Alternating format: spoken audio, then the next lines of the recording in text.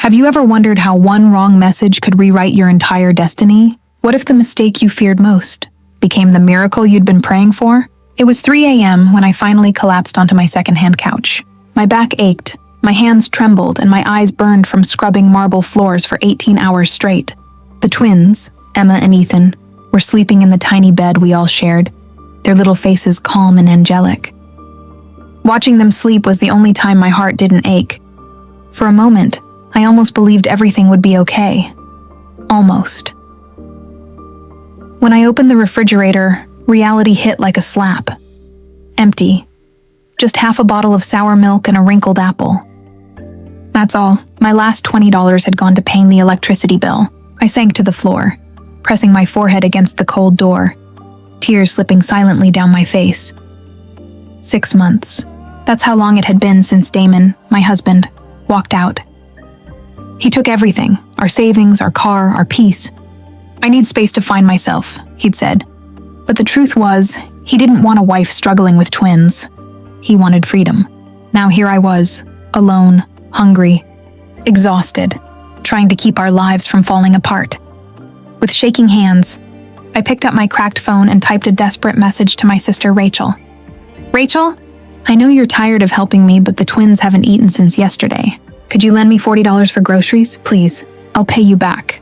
I hit send and prayed. But when the reply came, it wasn't what I expected. Indy, I had no idea things were this difficult.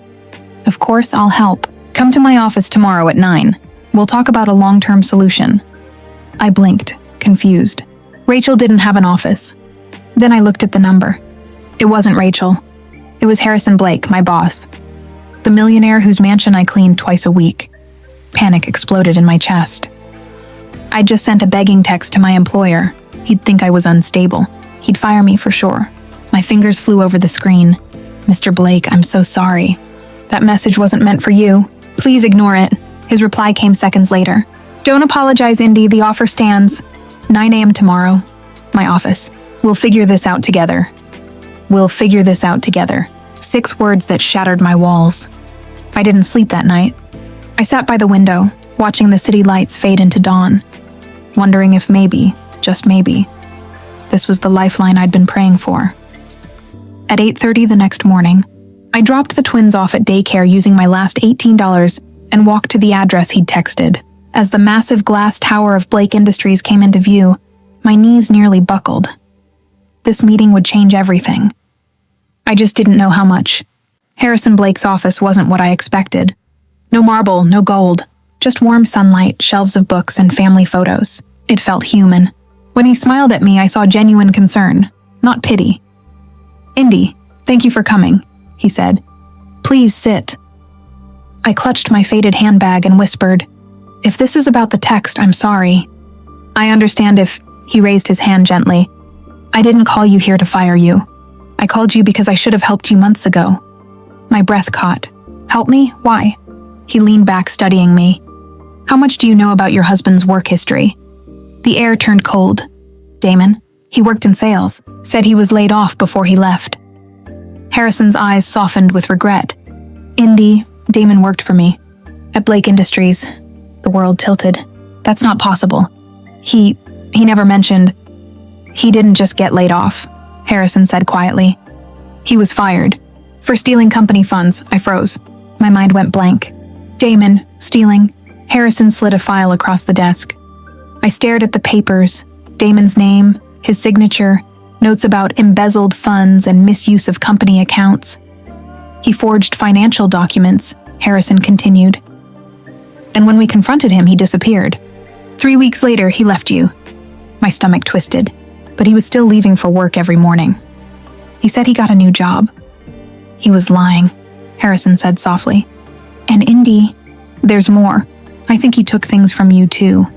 He asked if Damon had ever made me sign any papers. I nodded slowly. Yes, he said they were about insurance or refinancing the house. I didn't even read them. Harrison's expression darkened. I've seen that before. I think he tricked you into signing over your home. I felt like I couldn't breathe. You mean, he stole my house? He hesitated.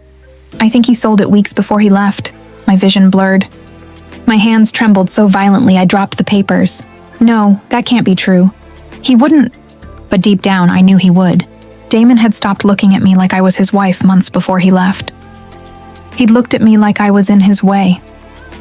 "Indy," Harrison said gently, "I know this is a lot, but I want to help you. We can track the money, build a case, make sure he can't hurt you again." Tears filled my eyes. "Why? Why would you help someone like me?" He looked out the window, his voice breaking slightly. "Because once someone helped me when I didn't deserve it either. My wife, she passed away. I lost everything but my daughter. I know what it feels like to stand in the ruins of your life. For the first time in months, I didn't feel invisible. For the first time, someone saw me. I nodded, whispering, 'Then help me, please.' And that's how our strange partnership began. A desperate mother and a broken billionaire, both chasing redemption, in different forms. But what I didn't know was that Damon wasn't done with me yet. He was coming back, and this time he wanted money. It started with a knock on my door 2 weeks later. When I opened it, Damon was standing there. Expensive watch, smug grin, as if the past never happened. "Miss me, Indy?" I froze. "What are you doing here?" He smirked. "Relax, I'm not here for you. I'm here for my kids. And for what I'm owed." Owed. The word made me sick. He leaned against the doorframe. "Your new boyfriend, Mr. Blake, owes me money. $200,000. He pays. I'll sign away my parental rights. Simple." I realized then what he wanted. Not his children. Not closure. A payday. When Harrison heard, he didn't get angry. He got quiet. Cold. "We'll give him what he wants," he said. "But on our terms." We arranged a meeting in his office. Hidden cameras, police on standby. Damon strutted in, all charm and lies. "Come on, Harrison. You're a businessman. Buy your maid's freedom." But then Harrison pressed record and asked one simple question. "Why did you really leave, Damon?" The mask slipped. "Because she trapped me." Damon spat. "Those kids, that life, it was a prison. I deserve better. I just wanted money to start fresh. They were never supposed to happen." Every word was a confession. Every lie he'd ever told caught on tape. Minutes later, the police walked in. Damon's smirk vanished as they read him his rights. Fraud, embezzlement, extortion. His game was over. As they led him away, I felt something I hadn't felt in years.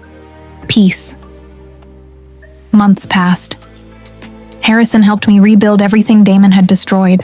He found an attorney who restored my rights, helped me buy a small home, and gave me a job managing his charity foundation for single mothers. And somewhere between long work days and bedtime stories for the twins, something unexpected bloomed between us. Something gentle, steady, real. 6 months later, under a sunset sky, Harrison got down on one knee. "I once lost my family," he said softly. "But you and the twins, you gave me one again." That day, Emma and Ethan ran into his arms calling him Daddy, and I realized my story hadn't been one of tragedy after all. It was a story of second chances, of love found through brokenness, of a wrong number that saved 3 lives.